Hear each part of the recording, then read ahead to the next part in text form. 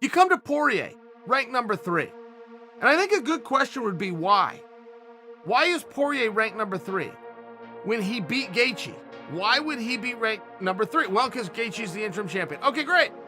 I tend to agree with that logic. But don't be a member of the ranking system, media, and then go write articles for I live on my mama's couch and I know some HTMLscript.com and argue against your own system. Now, Poirier, who beat Justin but is ranked beneath him, has not fought Ferguson and got finished by Conor.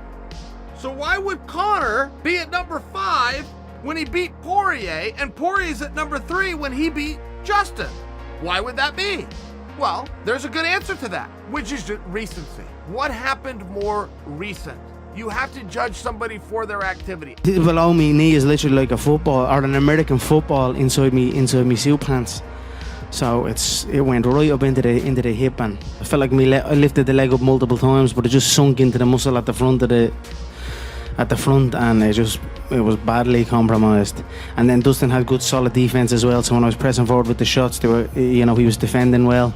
It is what it is. He fought a hell of a fight, and that's it. What can you do? I'm happy for him. Will the winner of Poirier versus McGregor be the number 1 contender for sure? Well, I don't know if that's where the media will put them as far as, but yeah, I mean, whoever wins that fight is probably next in line. Javier Mendez came out and he said, if Khabib is indeed retired, Dustin Poirier deserves the first title shot. Now, Coach Javier, just so you guys understand, is Khabib's coach. So he knows that division and he has the right to his opinion. I don't choose to take on Coach Javier in this. I respect him tremendously, but I have heard other people echoing this. I have heard this countless times. I've heard this from Khabib. And I would simply ask you why. Why does Dustin deserve the title shot? What are you basing that on?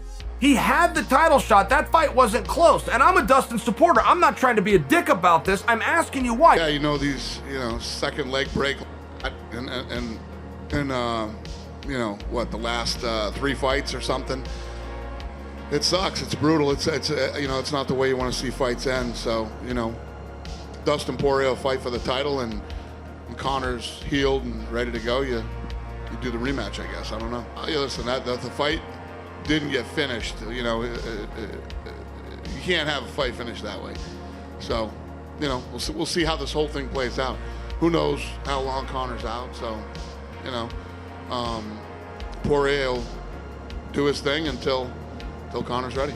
I thought it showed, the charitable, nice guy, the true character of Dustin the Doofus Poirier last night. He's out there strutting in front of Conor's face. Obviously, it was a fluke, man. Conor broke his leg. It was a fluke decision ending, It wasn't a knockout. It wasn't a clear-cut decision. It wasn't a submission, And the guy's out there strutting in front of the guy's face, at a downfall when that guy made his career and did everything for Dustin to give him this big fight. So I thought it was funny. It showed his true character. He's got his little prop for, his wife, Jolie, out there. Obviously, she's a prop. He only used her for a prop because, he knows he's a piece of shit person. He wants to act like he's a nice guy, a family man, a father and a good husband. So, I just thought it showed his true character last night. He's a dirtbag, and so is the whole camp that he resides out of. Yeah, it was a good fight. I like the way Conor opened up. This is one of the reasons I don't jump for guillotines. Because you just say if you fail a guillotine, you're on bottom. That's the problem. And it was tight. It was tight, but the cage was in the way. So Dustin was able to stop and defend by not letting him get his leg, wrapped and then put him in guard. And then Dustin, the recovery. There was a point when he was on top and he was just like throwing bombs. Eves, it was crazy because, as you said, 2 times in a row now, Dustin's proven that he's the better fighter, but that's time away. While McGregor was away, Poirier was going through his ups and downs. He was continuing to build, held a portion of the title. So all the confidence issues he may have had when he first fought Conor, they were gone. They were a thing of the past. And today, he got hurt by Conor early, couple leg kicks, but once he hit Conor and hurt Conor forced a clinch position. Yeah. Dustin went for a takedown. Conor jumps guillotine. Dustin Poirier is a black belt and a phenomenal grappler, and he dominated from the top the rest of the first round. I'm not sure who that other guy he's fighting. I don't pay attention to lightweights, and people were giving me a lot of stuff this week. They're like, oh, why are you picking on Dustin? dude, Dustin weighs more than me. We used to weigh in an American Top Team all the time. The guy would weigh like 188, 190. I'm like 185. You know, I just don't want to cut a bunch of weight because I know I'm the best in the world at the weight class that I fight in. I don't have to look for a weight advantage and cut all this weight to feel like I'm the bigger guy. So, you know, all the people that are saying that, oh, stop picking on lightweights, I'm picking on a guy that's bigger than me. My bad. It's not my fault Dustin was saying to the media, oh, it's on site when I see Colby. But I've seen the guy 40 or 50 times since he said it's on site. So who's a man of their word? Who's not a man of their word? Yeah, I would lean towards Poirier for that fight. Like it's still early days, but I would lean towards Poirier. Just like strong wrestling, strong striking, strong submission defense. And just the momentum he's riding at the moment, he'd just be a hard guy to beat. That fight's awesome, man. I think Poirier right now just has the will, you know. I think just right now he's in the best place in his career. He's beaten Conor now twice. He's got ultimate confidence, and you know Oliveira is really amazing on the ground. He's a great black belt, but he has improved striking, and he's shown a little bit more durability now in his career as well.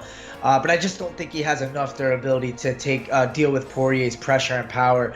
You know, in both hands and in both legs. The guy's just all over you with heavy boxing and pressure. And I lean towards Poirier for a TKO victory. Jeez, another absolute banger. Oliveira's just worked his way up the ladder, and he's been there for a decade, man. Just fighting the best of the best. Had a rocky road. He's never looked better. I'm going to take Poirier. I'm going to take the diamond, man. He's rock solid, and he puts the work in. He stays active. I go with Poirier. I think he's a little, even though Charles has moved up, I think he's a little too big for Charles. His wrestling's going to be too good, and he's going to be, you know, too much of a force coming forward, and he's looked really good with his hands. You know what I mean? He looked really good against McGregor again, and yeah, I just don't see him losing that fight.